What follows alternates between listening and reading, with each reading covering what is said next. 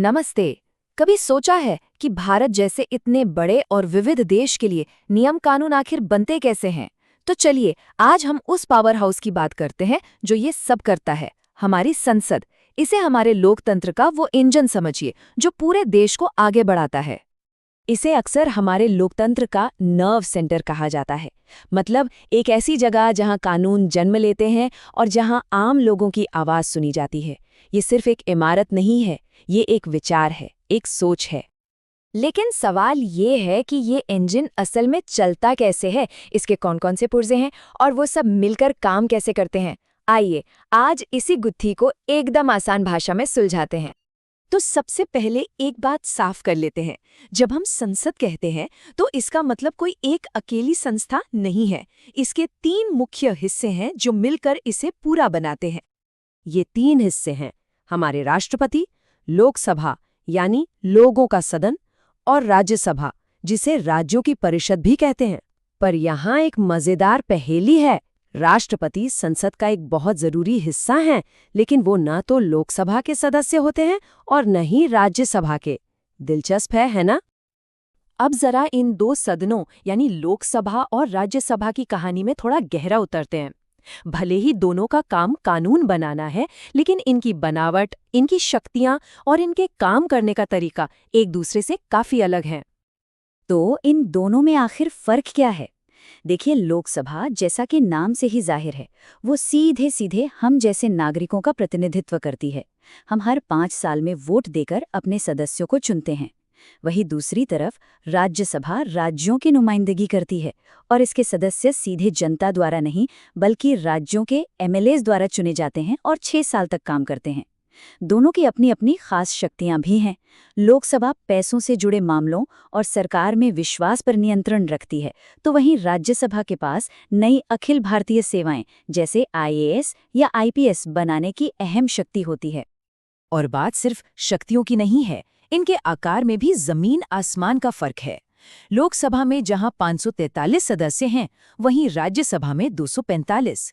ये अंतर साफ दिखाता है कि लोकसभा का दायरा कितना बड़ा है, जो सीधे देश के कोने कोने से लोगों की आवाज को अपने में समेटे हुए है। अच्छा, तो संसद का ढांचा तो समझ आ गया, पर अब आते हैं इसके सबसे जरूरी काम पर, यानी कानून बनाने की प्रक्रिया पर। ये आखिर होता कैसे है? चलिए एक बिल के एक विचार से कानून बनने तक के पूरे सफर पर एक नजर डालते हैं। हर कानून की शुरुआत एक आइडिया से होती है, जिसे तकनीकी भाषा में बिल कहते हैं। सबसे पहले इस बिल को किसी भी सदन में पेश किया जाता है। फिर शुरू होता है असली काम। उस पर बहस होती है, चर्चा होती है और कभी-कभी उसे और बारीकी से जांचने के लिए एक कमिटी को भी भेजा जाता है। अगर सदन के ज्यादातर सदस्य वोटिंग में हाँ कहते हैं, तो बिल अपनी यात्रा पर दूसरे सदन में जाता है, जहां यही पूरी प्रक्रिया फिर से दोहराई जाती है। और आखिर में जब दोनों सदन सहमत हो जाते हैं, तो ये बिल राष्ट्रपति के पास जाता है। उनके दस्तखत के साथ ही वो बिल आधिकारिक तौर पर एक कानून यानी एक एक्ट बन जाता है। अब बात करते हैं देश के पैसे की। जब वित्तीय मामलों की बात आती है, तो संसद के पास बहुत बड़ी शक्ति होती है, लेकिन यहाँ पर दोनों सदनों के बीच शक्ति का संतुलन थोड़ा सा टेढ़ा है। इसे समझने के लिए हमें एक खास चीज को जानना होगा, धन विधेयक या मनी बिल। आसान शब्दों में कहें तो यह सरकार के बटुए से जुड़ा कोई भी बिल है, जैसे कोई नया टैक्स लगाना या किसी बड़ी परियोजना पर पैसा खर्च करना। और जब बात मनी बिल की आती है ना, तो ताकत का सारा खेल एक सदन के पाले में चला जाता है, और वो है लोकसभा। जी हाँ, इन बिलों को सिर्फ लोकसभा में ही पेश किया जा सकता है और इन पर आखिरी फैसला भी सिर्फ और सिर्फ लोकसभा का ही होता है। तो राज्यसभा क्या करती है? वो इस पर अपनी सलाह दे सकती है, कुछ बदलावों का सुझाव दे सकती है, इसे कुछ समय के लिए रोक सकती है, लेकिन इसे खारिज नहीं कर सकती। और इसके पीछे का तर्क ये है कि देश के पैसे पर आखिरी नियंत्रण उन्हीं का हो जिन्हें लोगों ने सीधे चुनकर भेजा है। कानून बनाने के अलावा संसद का एक और बहुत ही महत्वपूर्ण रोल है, सरकार को जवाबदेह बनाए रखना। वो एक पहरेदार की तरह सरकार के हर काम पर पैनी नजर रखती है।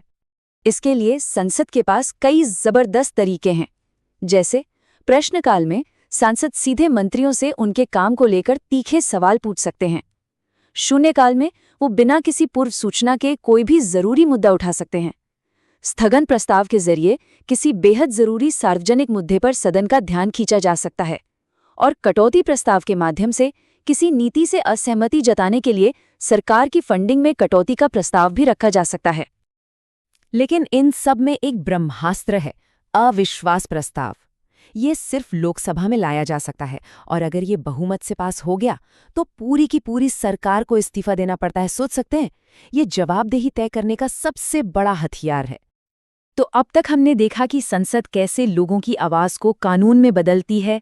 इसकी शक्तियां बहुत ज्यादा हैं, लेकिन सवाल ये है कि क्या ये असीमित हैं?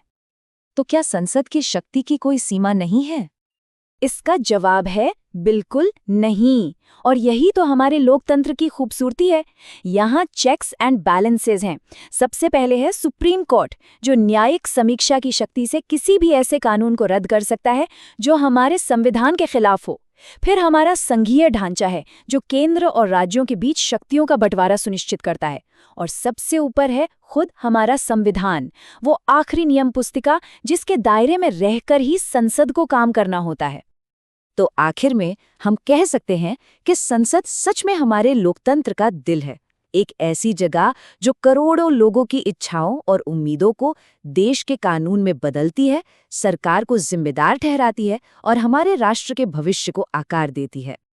पर ये पूरी चर्चा हमें एक बहुत जरूरी सवाल पर लाकर छोड़ देती है कि एक स्वस्थ लोकतंत्र के लिए संसद की इस अपार शक्ति और उस पर लगे जरूरी नियंत्रण के बीच इस नाजुक संतुलन को हमेशा सबसे बेहतर तरीके से कैसे बनाए रखा जा सकता है।